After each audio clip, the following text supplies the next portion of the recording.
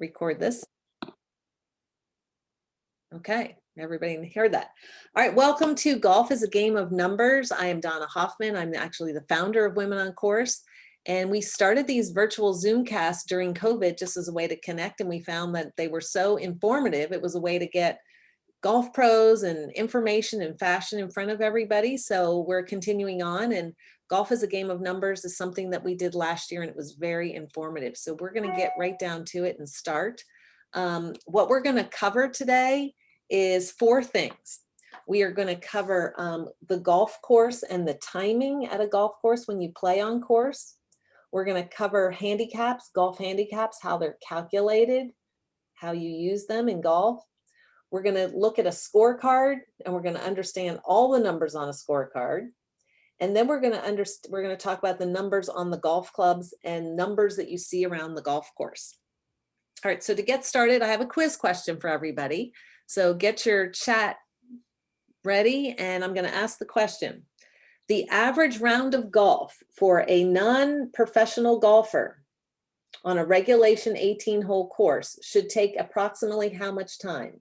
So for non-golfers playing around, is it A, 3.5 hours, B, 4 hours, C, 4.5 hours, or D, 5.5 hours? So how long should it take 4 golfers to complete an 18-hole round on a regulation? Okay, we've got some B's. I wish it was B in 4 hours, but the answer is actually C. It's 4.5 hours. Now you may run into some courses that tell you it's 4 hours.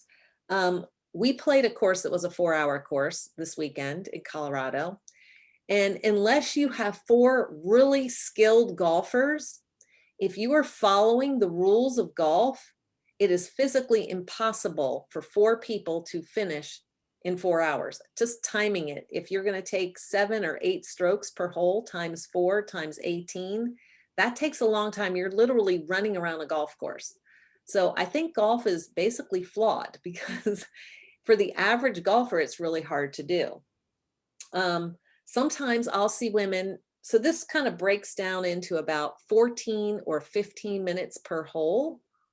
And that kind of shocked some people that were on our trip. They go 15 minutes a hole. Wow, I didn't even think of it that way. But if you take 4.5 hours and you divide it by 18, that's your average time you want to spend on a hole. So you have to be very conscious of that. Now, I have literally seen people at Women on Course take 4 minutes. I timed them, 4 minutes to decide who goes first. So we have a 30-second rule. So we try to keep things 30 seconds just to keep it moving. But we have Tyler Parslow here today. Tyler is one of our favorite golf instructors in Colorado. He's out of Denver. And Tyler, you want to just introduce yourself and tell them a little bit about yourself? Yeah. So I work at a golf course called Lone Tree Golf Club, and it's located just about 30 minutes south of Denver. I'm a big junior golf and women's golf advocate. It's kind of the main groups that I coach. I'm a PGA member, went to school at University of Nebraska, played collegiately, and now play on the Colorado section PGA Tour, which is just a little section out here in Denver that we do every single Monday. And then my goals are to eventually play my way into the PGA Championship and hopefully start to play more professionally and kind of keep my coaching career going. So I'm excited to be here and happy to help you guys out, understand how to speed up play and how this whole golf thing works. Great. Well, we hope to see you on TV one day and say we knew you when, right? So Tyler, let's talk. A lot of people hear the term pace of play. And nobody wants to be out there all day, especially when it's 115 degrees in Arizona or it's really hot. So talk to us a little bit about pace of play and how a golf course, how the timing works at a golf course and what's that's all about. Yeah, so, different golf courses kind of have different policies. You'll have some public courses that don't necessarily care too much about pace of play. You'll have some public golf courses that are sticklers on pace of play. For the most part, if you're staying within that 4.5 hour range, you're going to be okay. But, I would say keys to, to improve pace of play would be your shots. And that makes everything a lot easier.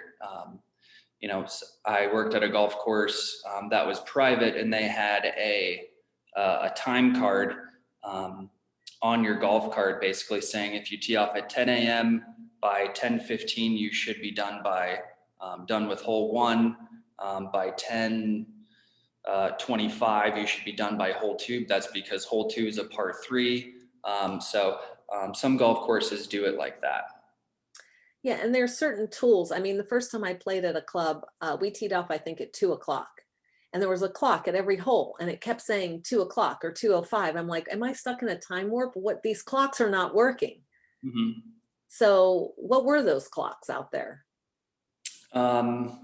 They were probably like the time clock you were talking about, keeping the time of pace. Yeah. So it's just kind of keeping the time, based on where you should be on the golf course. Longer holes will take you longer, shorter holes should take you shorter. Hey, and with COVID, I know that golf courses are in the business of making money, and they're trying to get a lot of people through the golf course. Talk to us about the timing between tee times. Some courses are 8 minutes, some are 9 minutes, 10 minutes. What does that mean to a person who's playing golf? What's the difference? Does it even matter? Yeah. So, I mean, if you're looking online and you're trying to book a tee time, and, each golf course is a little bit different. They'll do, 8, 9, 10 minute intervals. And basically what that means is the golf course's policy, whether they want to jam people into 8-minute intervals, 9-minute intervals, or 10-minute intervals. If you can look at it and say, all right, these are 8-minute intervals, I'm going to guess that the golf course is going to be a little bit more crowded than the golf course with 10-minute intervals. So that's just kind of how they do it. Country clubs will usually have 10-minute intervals, and more public golf courses, municipal golf courses will have more so 9-minute intervals. So it doesn't really mean too much to you as the player, but just as you're looking at booking tee times, that's why they do that. Okay, great. And what kind of tools are there out on the golf course to keep people with the pace of play? We talked about the time clocks, but there's a guy called the marshal. What does the marshal do? The marshal is basically the policeman of the golf course. The marshal drives around, and what the marshal is doing is he's looking for gaps in play. So basically, if he's looking at a full tee sheet, he's looking for if there's open holes anywhere on the golf course. So essentially, if you're on a par 4 and you're on the tee box and the group in front of you is on that same green that you're playing, then you're in position because you don't have an open hole in front of you. Let's say, and so the marshal will drive by, wave, and have a great day. If, let's just say, you get off the hole and you get to this par 4 and it's wide open and there's nobody on the green, and the next group is already on the tee box ahead of you or even further past that, that means that there's a gap in play and you're not keeping up with the group in front of you. And if a marshal sees that, he'll hopefully kindly remind you, hey, let's get back in position. And then you can, try to speed up play that way. But for the most part, if you're keeping up with the group in front of you, you're doing just fine. Okay. I want to ask a question of everybody in chat, just a yes or no. When you play golf out on the golf course, do you keep score? How many people are keeping score? Okay, yes, always. Yes, couple no's, yes, no. Okay. So there is a rule. If you're a beginner and you are actually keeping score, according to the rules of golf, it can be a very, very, very long round. If you're getting up there to 10, 12, because you have to keep score. Is there a maximum, Tyler, if you are playing golf, is there a maximum number you can write on your scorecard? Do you just go up to 20, 15? What's the maximum? Yeah, so the maximum would be 5 over par usually. That's a really good, good rule to go by. If we're 5 over par, so if we're playing a par 3, if you get to 8 or more, just pick up your ball, move on to the next hole and write an 8. If you're on a par 5, if you get to 10, write a 10 down, pick up your ball, move to the next hole. just to keep the pace of play moving. And I'm sure by that point, you want a fresh start on a new hole anyways. Yeah, and that's a new, relatively new rule, and that's good news for beginners who are trying to establish a handicap and keep score. So you can't write down an 11, you can't write down a 12, you can't write a 10. So there's an out. So once you hit 5 over par, you're done. So the fresh. Now, if you are keeping your handicap and tracking your handicap, what is the maximum you can write down? And I'm going to actually share a chart with you. So if it's based on your handicap, right, Tyler? So if your handicap is say between 20 and 29, the maximum score you can write down is an 8 on any hole. Yep. So even on a par 5, you don't go all the way up to 10, you write down an 8. Yeah. So, yeah, and that's so that's a really good chart to refer to, and it's called equitable stroke control. So basically, in these circumstances, scratch golfers or scratch golfers to a 9 handicap, their equitable stroke control would be double bogey, and this is basically put together to eliminate people from sandbagging or from hiking their handicap up too high if they just had a complete blow up hole and gave up and made a 15. So that's really helpful as far as knowing what to post on your score as you're keeping your handicap, just to make sure that everything stays within a good balance. great. All right. We're going to talk. So that was a little bit about timing. We're going to talk about the scorecard itself. So quiz question. What is the average distance that a non-professional female golfer will hit her drive? Non-professional. Is it A, 95 yards? Is it B, 124 yards? C, is it 148 yards? Or D, 172 yards?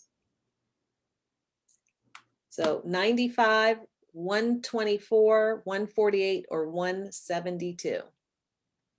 A, C's. Okay, all over the board. If you guessed 148 C, you are correct. The reason you want to know how far your drive goes is because it's going to help you on your scorecard. So what I'm going to do right now is I'm going to show you this chart. And this chart helps you figure out what tee box you're going to use. So Tyler, when we go to a golf course, there's 4 or 5 or 6 tee boxes. And we're going to look at this scorecard with lots of numbers on there. There's a gold, black, white, blue, and a purple. And here at the very end of the scorecard, we have yardage. This is the total yardage that the course goes. So we range anywhere from 5,112 all the way up to 7,300.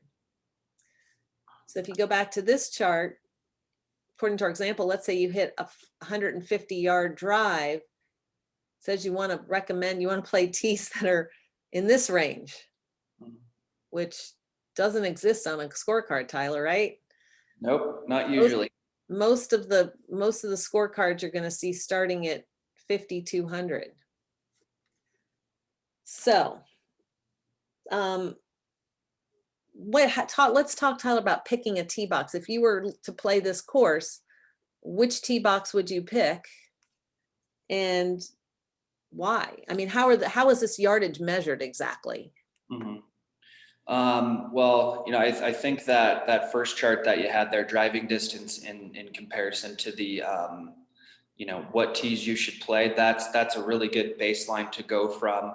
And then if you don't fit in within that 5,200 to 5,400 mark, which is where usually the ladies' tees will start. Sometimes it's around 6,000. If you don't fit into that mark, perhaps you can tee up from the beginning of the fairway. If you can't make it to the fairways. But for the most part, if you're fitting within that 5,200 mark, definitely start off on the forward tees and work your way back. I hit the ball, in Colorado, it's the air's thin, so I hit it over 300. So I would play the championship tees. So I would definitely start forward and just work your way back as you can progress. Okay. Now, I have a question for you. Can you change tee boxes? Like, can you hit from the forward tees on one and on another hole, choose another tee box? Not not legally by the rules of golf, but if you would prefer to do that, and not post a score, then go right ahead. But if you're looking at posting a score and maintaining a handicap, then you would be kind of jumping in and out of different course ratings and course yardages, which the handicap is calculated from. So that is possible, but in a tournament or any league play that you ladies might be doing, you need to stick to the tee box that you originally started on. So we talk, Tyler, a lot at Women on Course about play your own way. So if you are keeping score according to the rules of golf, you must follow the rules. But if you don't want to do that and play your own way, that is perfectly fine. And again, to finish that round in that 4.5-hour time period, you may have to play your own way. That's the only way you're going to finish. So what I advise people to do when you first show up, you say, look, I'm kind of improving. I'm going to play my own way. I'm going to do things that are not according to the rules. You're going to see me break rules. It's not that I don't know the rules, but I want to finish in 4.5 hours. So you set the tone up front. But if you are keeping score for handicap purposes, you do have to follow the rules.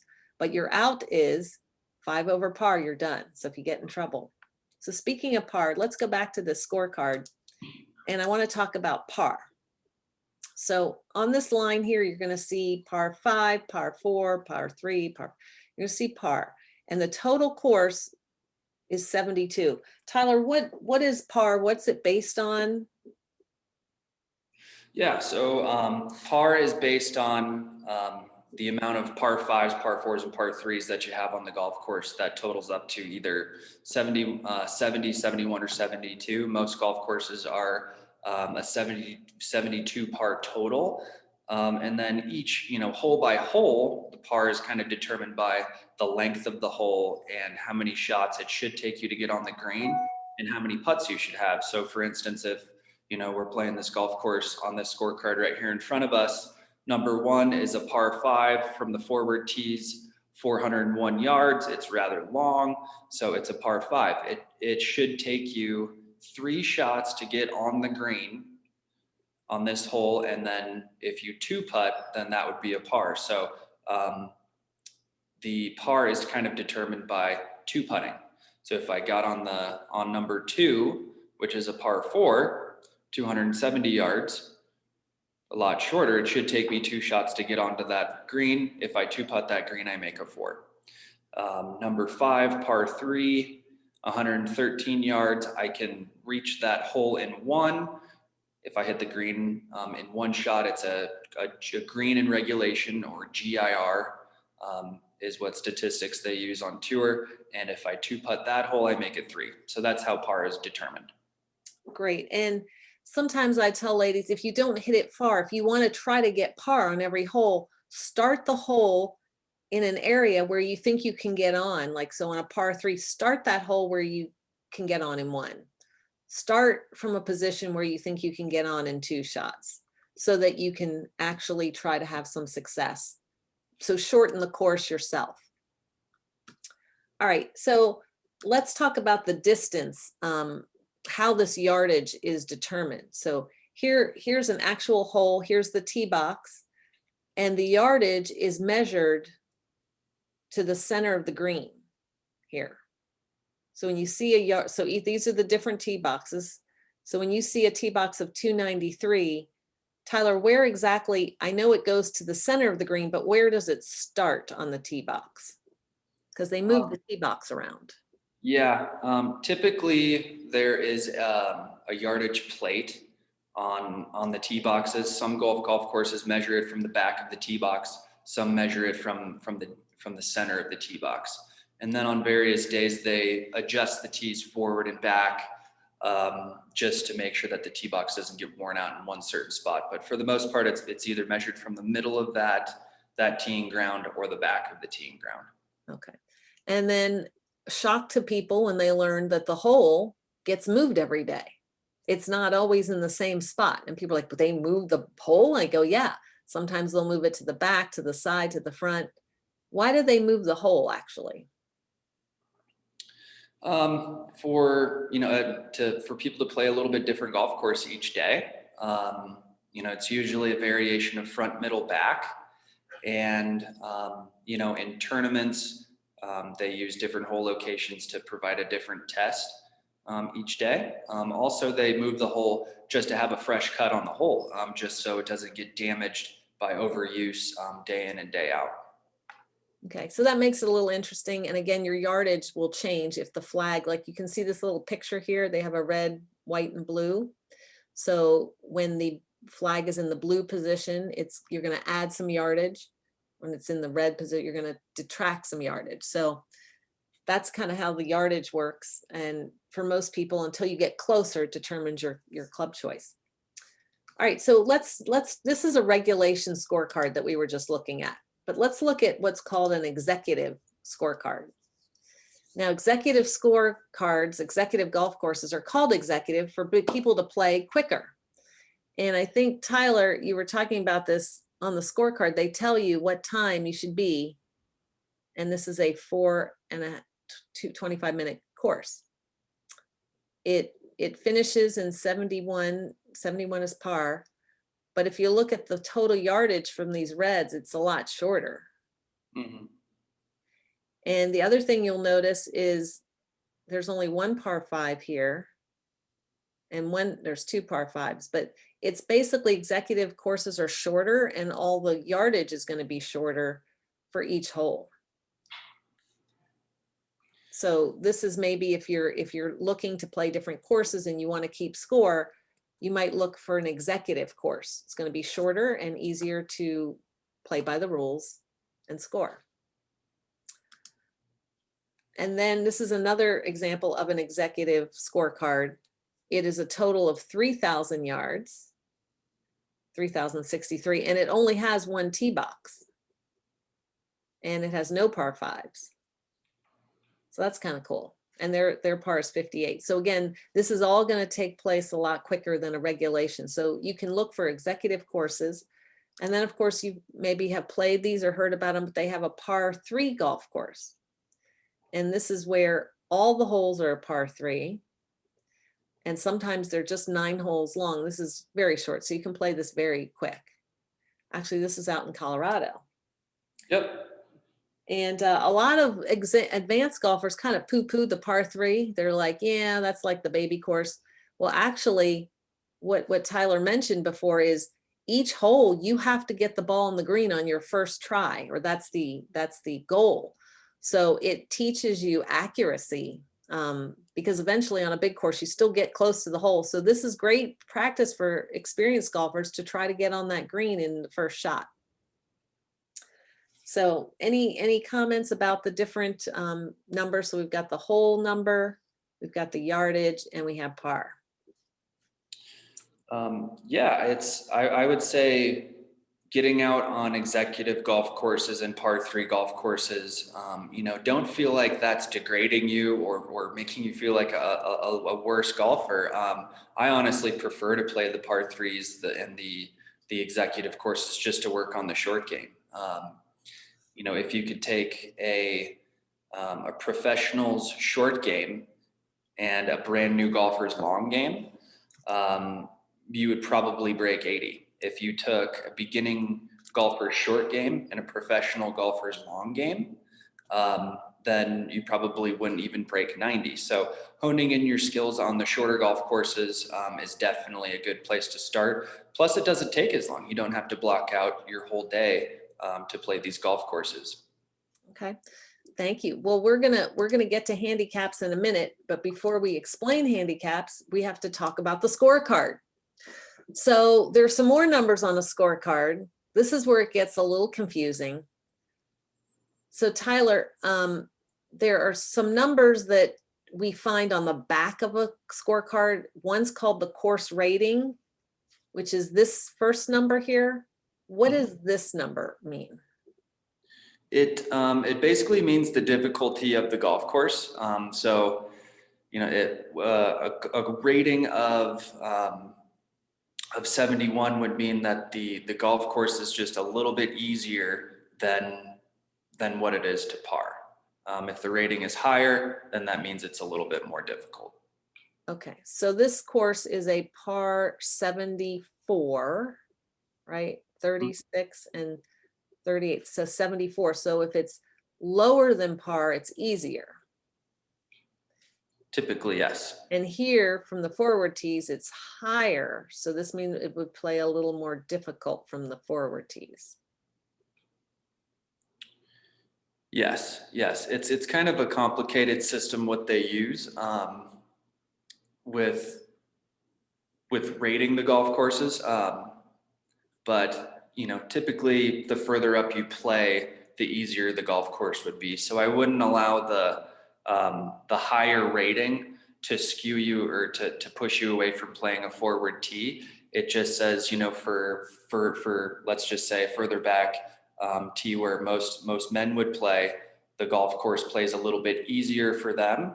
And you know, the forward tees where most women would play from, the golf course might play a little bit harder because there might be some more forced carries over water or over bushes or trees or scrubs. So it's really judged from tee to tee, as you can see. So difficulty of, because this is called the course rating, and this number is going to factor when you enter your scoring. You're going to need this number to calculate your handicap. So this is the course rating. And then this next one, this number here, the second number is called the course slope. And in simple terms, what does the slope mean? You know? In the most simple terms, the slope means basically, you know, how heavily sloped the golf course is in a sense. If we're playing a dead flat golf course, you know, it isn't severe. If you play a golf course that's got very undulating greens, a lot of hazards, just a lot of obstacles out there in front of you, then the slope will tend to be a lot higher. If you play a lot of the Parkland style golf courses where it's just kind of, you know, back and through a bunch of trees, it still has a high level of difficulty, but the more water you put into the equation, the more bunkers, the more, you know, native grass areas, slope, undulation, the higher that slope will be. So ladies, when you are playing different courses and you enter your score in, this is another example of a scorecard where they will ask you for the slope and rating. And so you'll find it on these scorecards. So here's an example where you'll see it on the back of a scorecard. Okay. The last thing on a scorecard I wanted to talk about is the handicap, which gets very confusing. There's a men's handicap on this card and a ladies handicap. And what they're doing is they're handicapping the golf course hole. So Tyler, tell us a little about this handicap, not to be confused with your golf handicap. This is a different handicap on the scorecard, all these numbers. Let me pull it up really quick here. Okay. So men's handicap compared to ladies handicap. So this is kind of on a hole by hole basis here. So let's go to,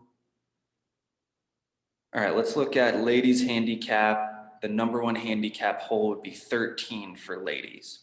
So based on, you know, whoever made the scorecard and whoever rated the course, they're saying that number 13 would be the most difficult hole for ladies.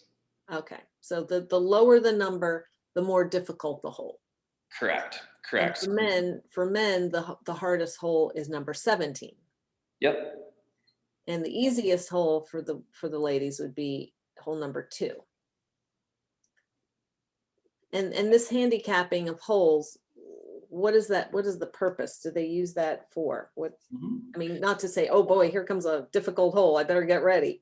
Do they use it for anything else?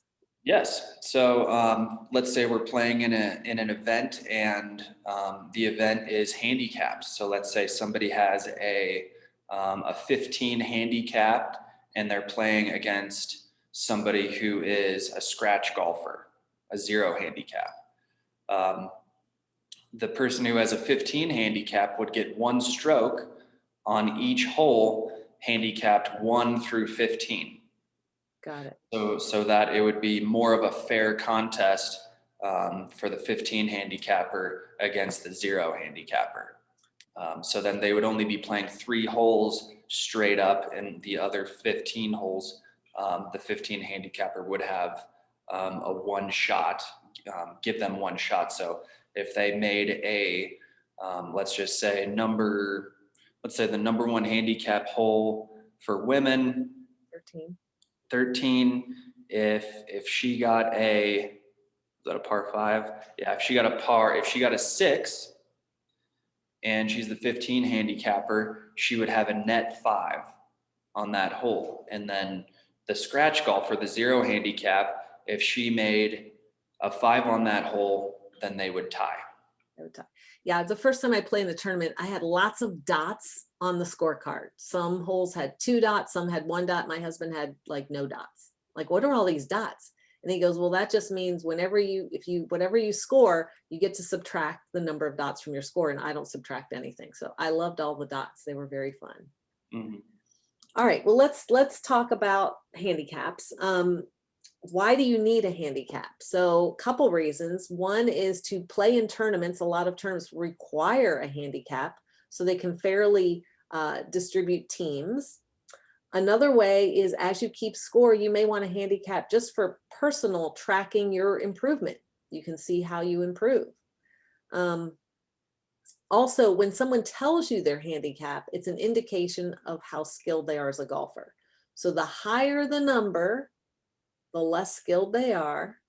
And Tyler, what is your handicap? I don't keep a handicap because I'm a professional. So that means you're expected to what? We're expected to shoot par or better. Okay. So if someone tells you they are a pro, that's what they're expected to do. Yep, we're expected.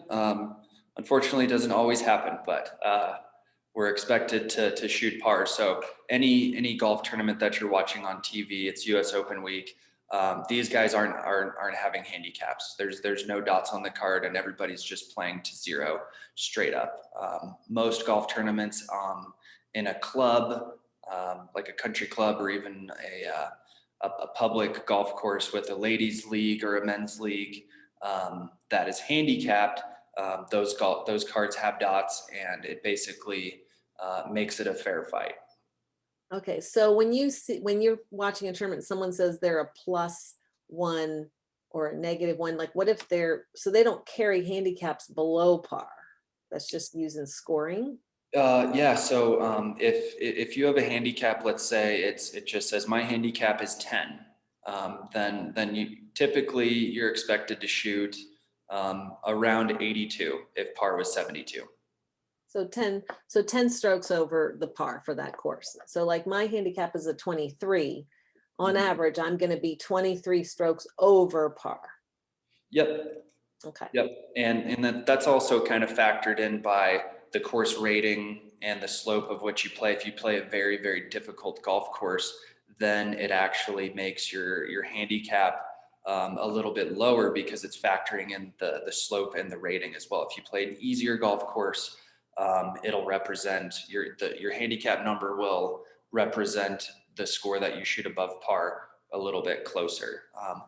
If you have a handicap that has a plus number in front of it, let's say I'm a +3, that means that typically I usually shoot 3 under par. So it's kind of the opposite of what you would expect. For under par is typically negative, but that's just how they distinguish under par as being plus. Okay, so ladies, if you hear someone say they're a +2, don't bet against them. They're really good golfer. All right, so quiz question. If you are going to start keeping a handicap, how many rounds of golf do you need to play in order to establish one? Is it A, just 1 round, B, 3 rounds, C, 9 rounds, or D, 20 rounds of golf? How many rounds do you need to play and record your score before you can have a handicap? B, C, D. Okay, Tyler, what is the answer? There's some new rules out there.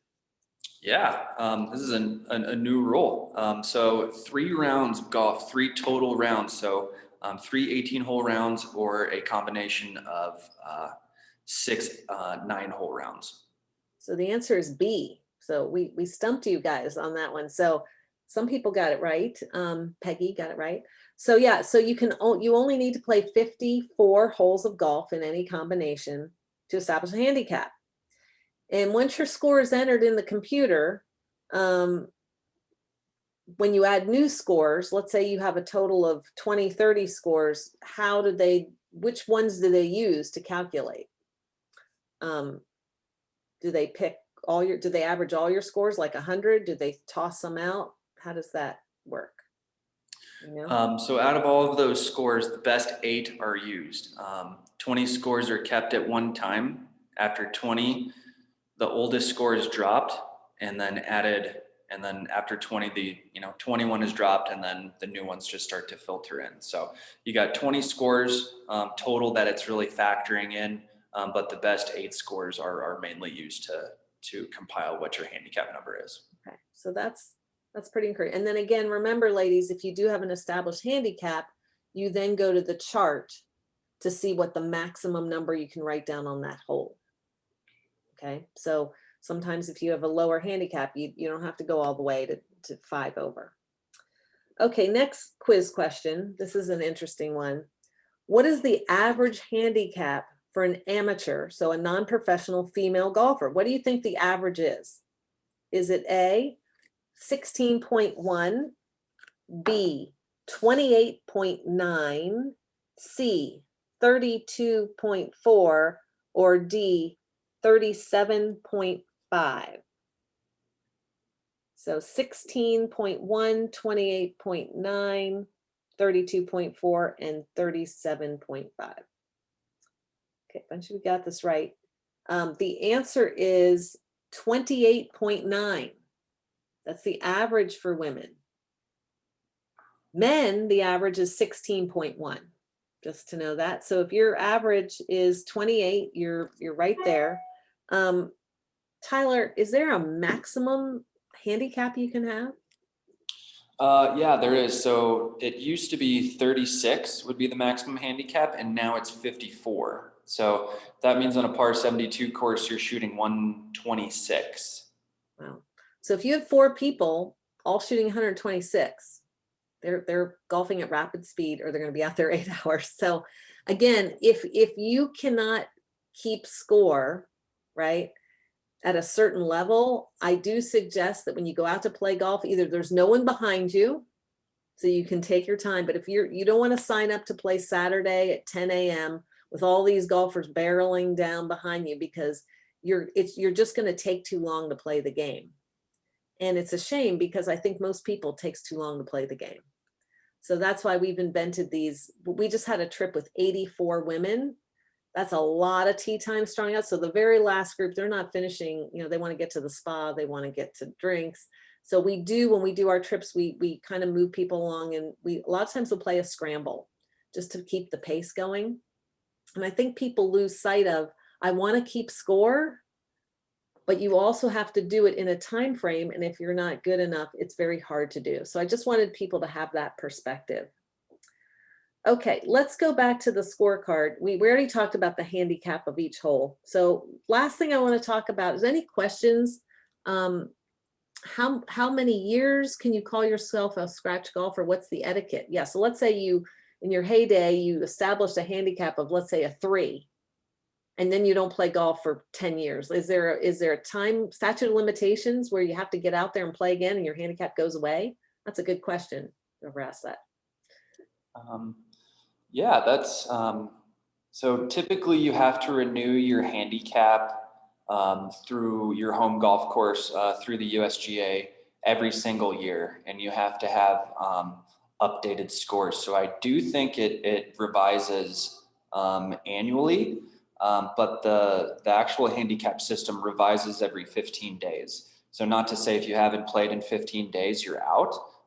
But every year you need to renew for your handicap to be valid if you're going to enter in some tournaments that require you to have a handicap. Yeah, and Women on Course, we now are an official club, so we work through the Southern California Golf Association. So for anybody is interested, it's $40 extra to your membership, and you will have a 1 year of a handicap account. Yeah, I was playing in a tournament, and I'm so busy I didn't play, and my handicap just disappeared. I'm like, what? What? It's gone. This machine. And I think it was 3 years, so I had to quickly play 50 some odd holes just to get a handicap so I could play in the tournament, and that ends that. So, all right. So this is not a dumb. We have no dumb questions. No dumb questions. How do they ensure people don't lie about their handicaps? That's a very good question. Do you want to take that one?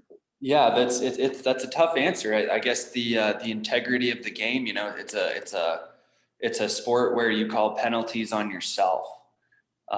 So I would say the integrity of the game, you know, dictates that you shouldn't lie about your handicap. So typically, you know, when I worked at a country club, we would look at somebody's handicap, and you know, these are tournaments where people can win thousands and thousands of dollars. So we'll look at their handicap, and we will take their actual tournament scores that are entered by other people. So for instance, if they played in like a Colorado Golf Association event,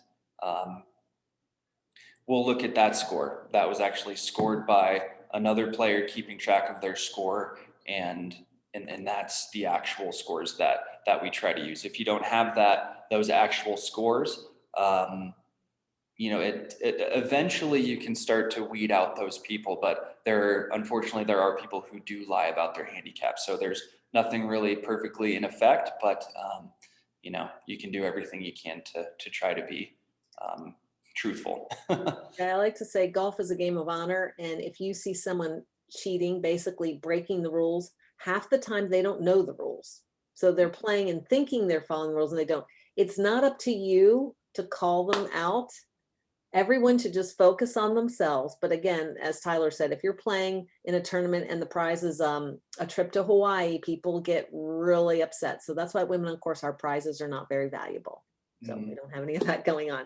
Another question, are scores kept manually, or is there an app to keep a score? So I'll answer that one. When you do have a score keeping system, you enter it into a computer, you enter in your score, the slope, the rating, and it will calculate for you. So it's all done through your club, your app, your club, the website where you keep your handicap. And the handicap system is ruled by the USGA, right, Tyler? Yes. So it's a worldwide handicap system. So someone in Australia, someone in California, where it's one big handicap system, and it's called, you have a GHIN number, GHIN, you'll get assigned a number. So there are apps that track your handicap, but if it's not one of the official USGA tracking, it does not count for tournaments. It's a worldwide. So you have to use one of the USGA sanctioned clubs. You can keep it on your side, but you can't use it for a tournament. And last question, very good question, Eve. How does a mulligan affect your score? Let's explain what a mulligan is for people that may not know. A mulligan is a do-over. So let's say I'm on hole number 2 and I hit my ball into the water, and I just don't want to start that hole that way. So I want to do it over again. I can tee it up and hit another one. That isn't necessarily following the rules of golf. So it's really up to you how a mulligan affects your score. You can play the mulligan and score it as your first ball, but that's not particularly right and done by the rules of golf.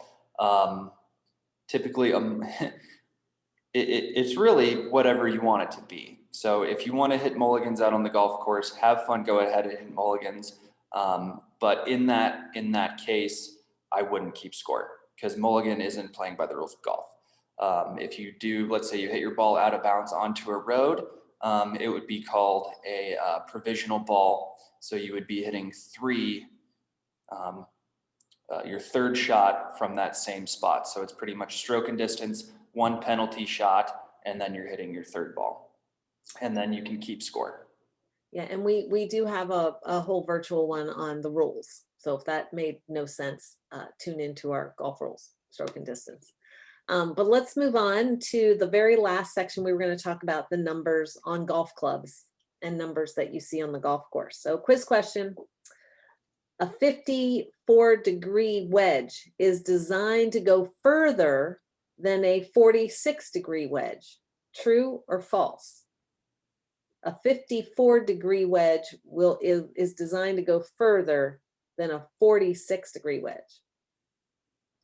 We have some very smart people out there. The answer is false. So right, Tyler, the higher the number, the less distance it is going to go. And I know I teach a lot of beginners in etiquette class, and we go over the clubs, and picking the right club is a big part of becoming a course-ready golfer. When you start out, it's very confusing. You have all these clubs with all these numbers and all these wedges and irons and drivers. And a lot of beginners say, and Tyler, you hear this, all my clubs go the same distance. None of them go any different. So can you talk about loft and numbers? Let's talk about the irons first. I may have a picture here for us to look at while you talk about it. So here's a typical set of irons. And if you want to explain what these numbers mean, which goes further or which one you pick. Yep. Yeah, so pretty much easiest way to look at it is the lowest number will go further. So you have the 4-iron there, that will go the furthest. 5-iron goes second furthest, 6-iron third furthest, and so on. Driver, back in the day when they didn't have all these fancy marketing things on the clubs, they just had the driver, a wooden head with a 1 on it. So that was your number 1, and that's what went the furthest. Typically lofts for drivers for ladies are around, let's say 10.5 degrees to 13 degrees. And then your woods are around, 16 to 18. Hybrids, you're starting to get into the 20, 24, 26 degree hybrids. And as the degree increases, as the degree of loft increases, the shorter the club is going to hit the ball, so to speak. So the reason that you might not have a big change in distance from, let's say, your 6-iron to your 7-iron is, well, there's really not a big change in loft between those two clubs. It's about a 4 to 5 degree loft differential.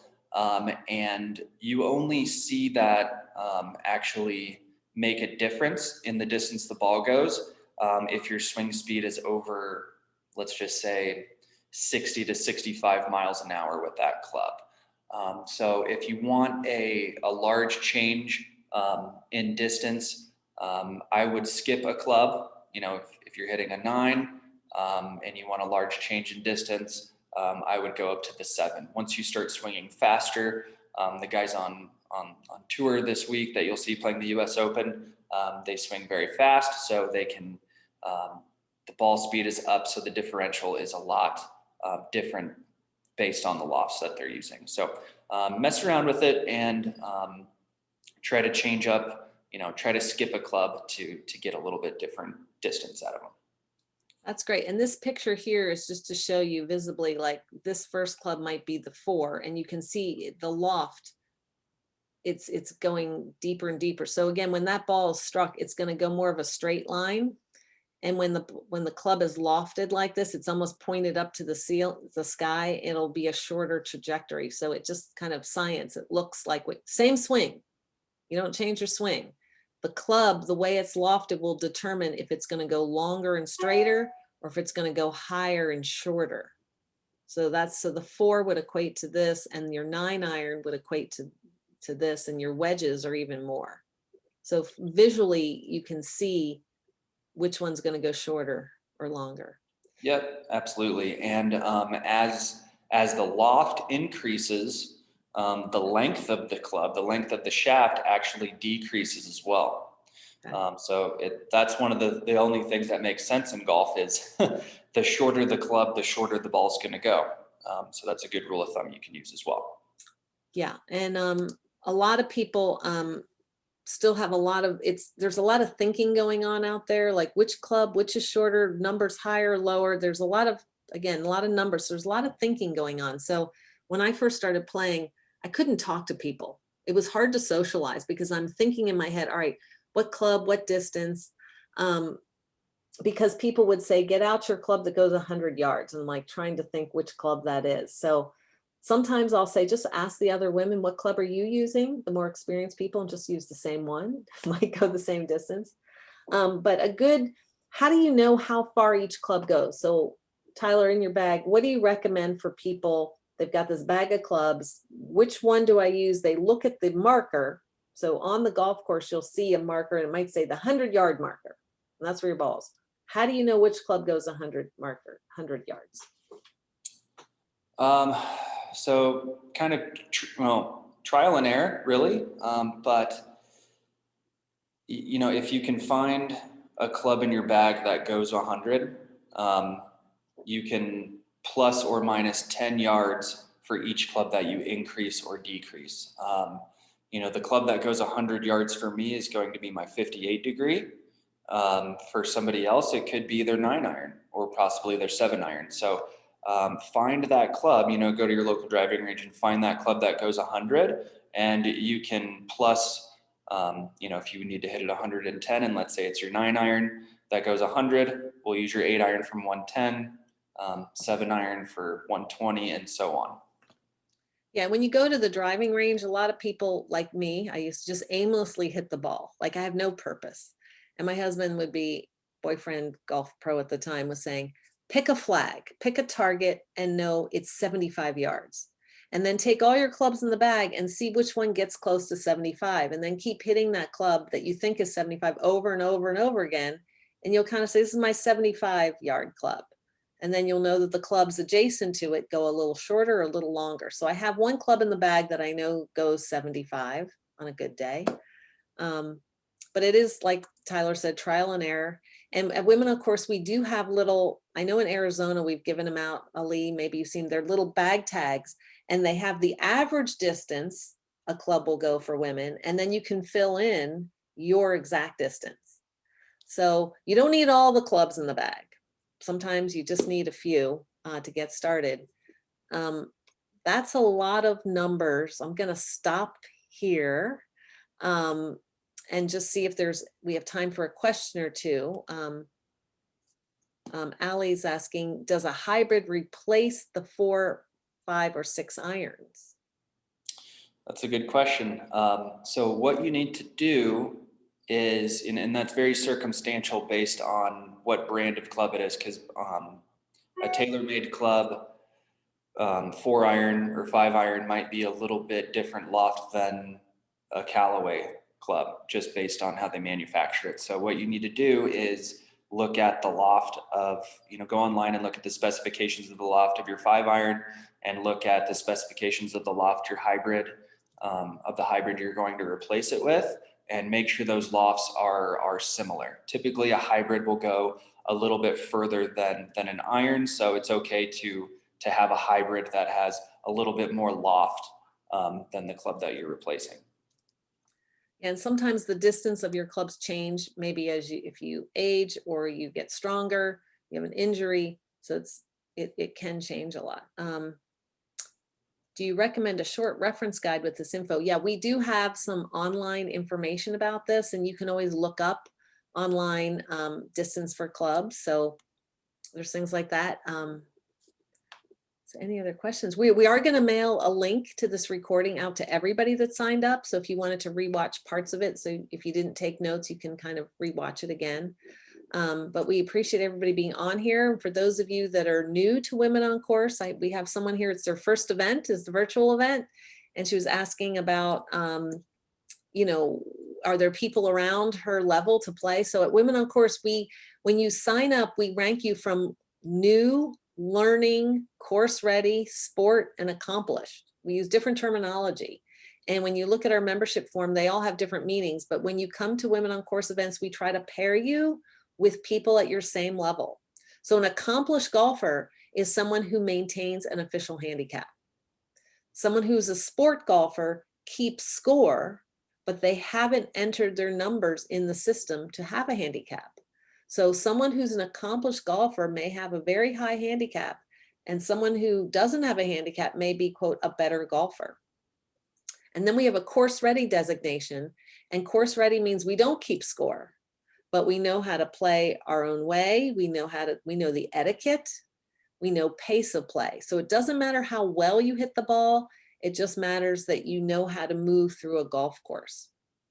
So if you are a learning golfer, that means you should not be signing up for our 9 holes or our 18-hole events. You should be going to Tyler, you should be taking lessons, you should be coming to our virtual events, because once you get out on the golf course, you need to know what club to use, you need to know what the numbers mean, you just need to know what's going on, because it's not the responsibility of the other golfers to teach you when you're out there. Okay, so I love having the audience because it's the practice range where you can ask the questions. It's the practice range where you can ask for advice. But when you get on a golf course, you don't have time, as we talked about pace of play, you don't have time to say, why is the ball going right? Why is the ball going left? Or what club should I use here? We have no time for that. So you want to make sure when you get out there, you know what you're doing.